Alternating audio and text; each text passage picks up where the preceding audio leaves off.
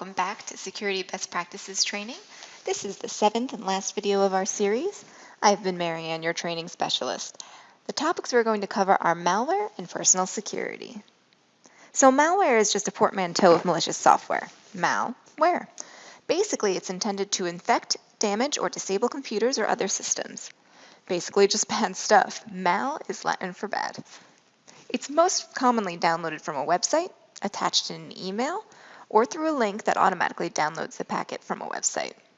We talked a little bit in earlier videos about checking links in your email, but you should also be careful when intentionally downloading things. Torrenting or downloading pirated versions of paid software come with risks beyond copyright fines. Malware is often packed into those downloads, so while you're getting that episode of Game of Thrones you wanted, you're also getting a virus.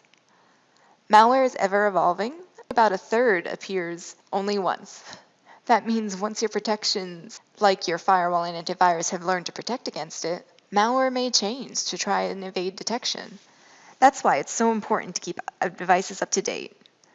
I know it's easy to say remind me later on those reboots to install updates, but don't put them off for too long. It's very likely contains security updates that you're going to want on your device. A common misconception about malware is that it only affects Windows machines. In the past, this came from Windows computers were just a much larger target for malware, so the majority of malware was built for those operating systems. But there's nothing inherent about Macs and mobile devices that makes them antivirus, so they can absolutely get infected with malware, and it's important to follow security best practices on all your devices. So there are a lot of common types of malware. To name a few, there's adware, spyware, viruses, worms, ransomware, Trojans, rootkit, malicious crypto mining, exploits, and keylogger. Very scary stuff. So let's talk a little bit about your personal security. Everything we went over in this video series, you should follow off the clock. Use strong passwords even if you think, oh, it's just my Netflix account. No, there is no just this account. Everything has juicy information that may be appealing to a hacker. Don't share login information. You should be able to find an alternative way if someone really needs to get access to any of your devices or any of your data. Be aware of privacy settings of your social media. You might post a picture of your favorite book, but if your password is then pride ampersand prejudice, your friends and followers can easily guess that and get into your account. Consider this for your password recovery questions as well. A common one in the past was, where did you go to high school? But Facebook is almost designed to connect you with people from college and high school. So it tends to display that information pretty clearly, and that's one to avoid. Don't use that one. Also, be wary of links and attachments in emails. And remember, one breach and information leak can be used against you for future breaches and social engineering attempts. Pay attention to your mobile device management. If you have your work email on your phone, you should probably ask your office about their MDM policies. Always password protect your devices and keep them locked. I recommend a pretty short timer on your phone locking itself, just to be safe.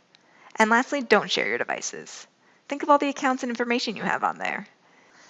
So here's a common password recovery question. What is the name of your first pet? This is one I can never use.